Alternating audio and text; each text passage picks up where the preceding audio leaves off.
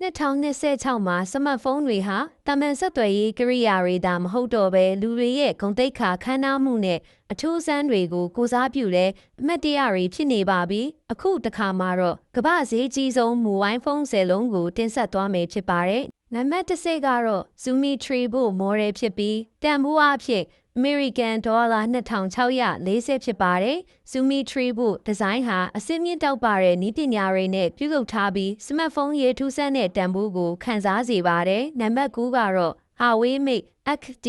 Ultimate Model ဖြစ်ပြီးလက်ရှိတွင် American $2680 တန်နဲ့တီထွင်ဆန်းသစ်တဲ့စတိုင်လေးတွေကိုပေါင်းစပ်ထားကလူကြိုက်များတဲ့ဖုန်းဖြစ်ပါတယ်။နံပါတ်10မှာတော့ Apple iPhone 18 Pro Max 2TV ဖြစ်ပြီးတန်ဖိုးအားဖြင့်$2960နဲ့ Apple ရဲ့အကြီးမားဆုံး storage ရှိတဲ့ဖုန်းလေးဖြစ်ပါတယ်။ Apple iPhone 18 Pro Max 2TB ဟာ2026မှာလူသုံးများဈေးကြီးတဲ့ဖုန်းတွေထဲမှာတစ်ခုအပါအဝင်ဖြစ်ပါတယ်။နံပါတ်9ကတော့ Huawei Mate X10 Ultimate ဖြစ်ပြီး$2840တန်ဖြစ်ပါတယ်။နံပါတ်9နဲ့အနည်းငယ်သာနာမည်ကွာခြားတာဖြစ်ပါတယ်။ Limited Edition ဖြစ်တဲ့အတွက်ထုတ်လုပ်တဲ့အရေးအတွက်တော်တော်နည်းပါတယ်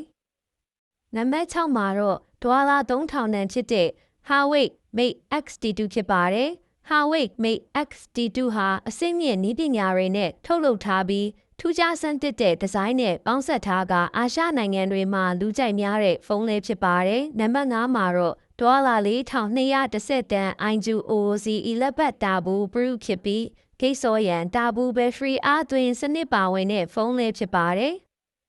နံပါတ်4ကတော့ Badu Meta Badu 2 Model ဖြစ်ပြီးတန်ဖိုးအားဖြင့်$5120တန်ဖြစ်ပါတယ်။တိုင်းတနီယာဆန်ဒီဇိုင်းနဲ့နောက်ကျောတွင်တရေသားပါဝင်ပြီးဇိမ်ခံပစ္စည်းဆန်ပုံစံကိုပိုင်ဆိုင်ထားပါတယ်။နံပါတ်3မှာတော့$5180တန်ဖြစ်တဲ့ Badu Mera Flip Model ဖြစ်ပါတယ်။ Badu Mera Flip ဟာအထူးမှန်သားစာပိုင်းရာမှန်နဲ့အလှဆင်များထားဖြစ်ပြီးချိုးခောက်လို့ရတဲ့ဖုန်းလေးဖြစ်ပါတယ်။တစ်ချက်ထီတိုင်းလှပစွမ်းဆောင်မှုကောင်းတဲ့အမြင်လေးကိုခံစားစေပါတယ်။